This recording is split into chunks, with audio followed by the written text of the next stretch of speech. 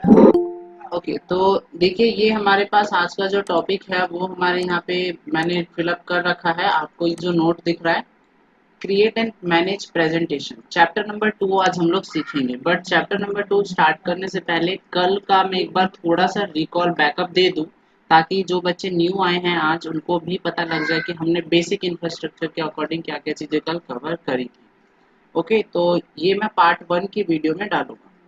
Power point हम लोग सीख रहे हैं, तो पावर पॉइंट स्टार्ट करने के लिए through of the run command हमें रन कमांड बॉक्स में power P and T type करना होता है पावर पॉइंट को ओपन करने के लिए। जैसे हम लोगों ने एम एस वर्ड को ओपन करने के लिए विनवर्ड, एक्सेल को ओपन करने के लिए एक्सेल, ऐसे ही पावर पॉइंट को ओपन करने के लिए power P and T button मतलब कि आपको टाइप करना होगा और ओके पे प्रेस करेंगे तो आपका पावर पॉइंट सॉफ्टवेयर कुछ इस तरीके से ओपन होगा।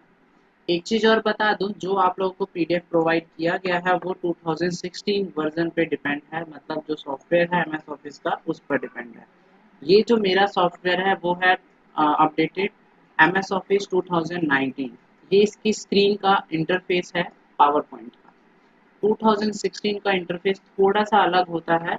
ओके, तो 2016 में हल्की सी चीज़ें अलग है बट सारा कॉन्सेप्ट एक ही होगा।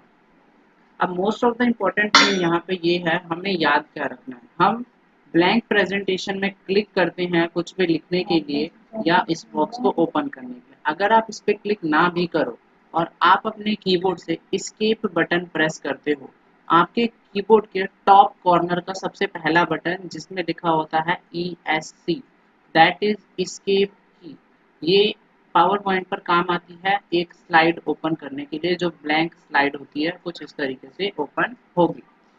ठीक है, अब फर्स्ट इंट्रोडक्शन के अंदर यानी कि फर्स्ट चैप्टर के अंदर हम लोगों ने सीखा था ये पूरा ऑल ओवर इंटरफेस क्या क्या कहलाता है। तो अभी हम बस उसका इंट्रो आपको दे दें।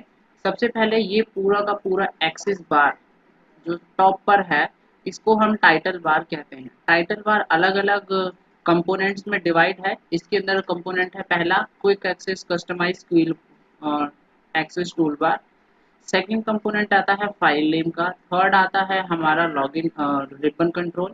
और बाकी के जो चार ऑप्शन है वो है विंडो कंट्रोल। विंडो कंट्रोल मतलब इस स्क्रीन को कंट्रोल करने के लिए मिनिमाइज मैक्सिमाइज और क्लोज और लॉगिन साइन इन बटन दिया होता है।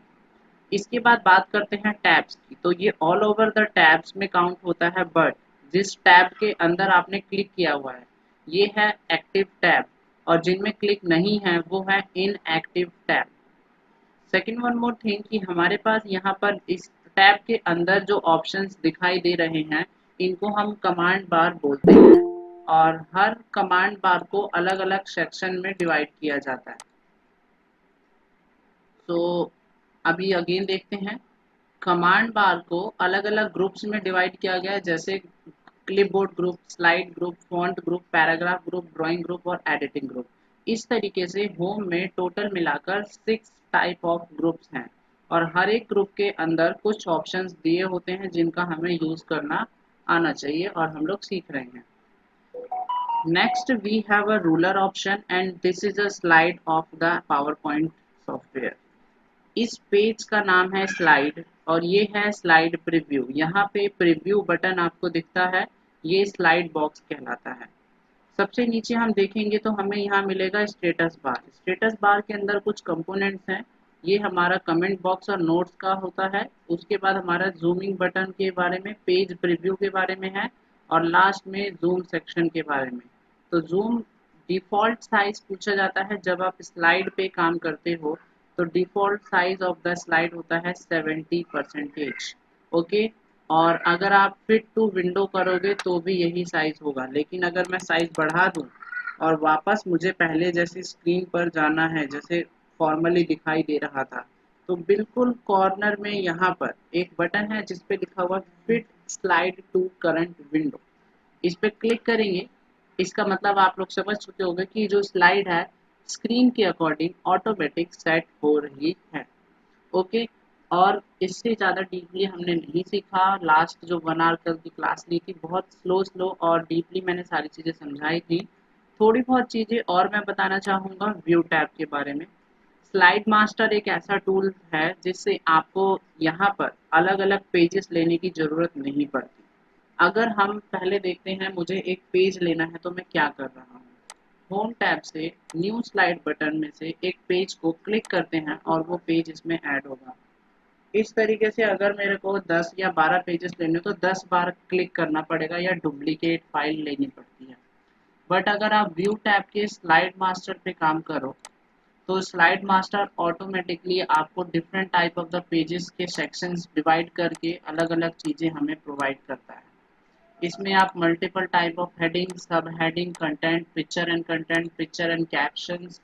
पिक्चर एंड कैप्शंस होता है किसी पिक्चर को हमने एक जगह रखा और उसके बारे में एक जगह एक्सप्लेन करना। जैसे ताजमहल की फ़ोटो लगाऊंगा और ताजमहल के बारे में बताऊंगा कि ताजमहल क्यों बनाया गया, किसके लिए बनाया गया, कब बनवाया गया, कितने लोगों ने बनवाया। हाईलाइट ऑफ द पिक्चर, ठीक है। तो वो टॉपिक्स हम डायरेक्ट इसमें डाल सकते हैं बिना किसी एडिटिंग किए हुए, मतलब अलग अलग स्लाइड नहीं लेनी तब। अब जब आपका काम पूरा हो जाता है तो आप इसे सेव करके रख दो, अदरवाइज क्लोज करोगे तो ये सेव नहीं होगा। अब इसके बाद मेन हमें थोड़ी बहुत चीज़ें ध्यान रखनी होंगी, ठीक है। जूम सेक्शन का, लैंग्वेज का और कमेंट और नोट्स का। तो अभी हमें नोट कमेंट का काम नहीं है, जूम स्लाइडर का काम होता है। तो जूम को माइनस करेंगे तो जूम आउट होगा और प्लस करेंगे तो जूम इन होगा। So that is a part of the first video.